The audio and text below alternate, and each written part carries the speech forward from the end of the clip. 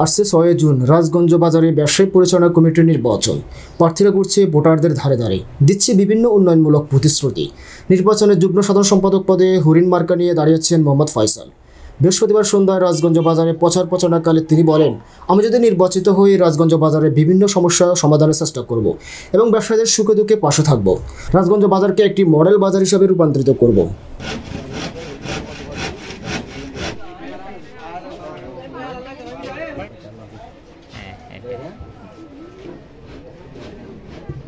নির্বাচিত হন তাহলে বাজার ব্যবসায়ীদের জন্য কি করবেন এই বিষয়ে আমাদের মিডিয়া একটু বলুন তো। আসসালামু আলাইকুম। আমি যদি নির্বাচিত হই ইনশাল্লাহ আমি আমাদের বাজারকে একটি আদর্শ মডেল হিসেবে তৈরি করব, চেষ্টা করব। আর আমাদের বাজার এসব কাজ অনসমাপ্ত আছে, এগুলো আমি সমাপ্ত করব ইনশাল্লাহ। আর আগামী 6 তারিখে আমাকে সবাই হরিণমাকে একটা ভোট দিয়ে জয়যুক্ত করবেন, যাতে আমি নির্বাচনের পরে আপনাদের পাশে থাকতে পারি, সুখে দুঃখে বিপদে আপদের সময় বাজারে আসি থাকবো ইনশাল্লাহ।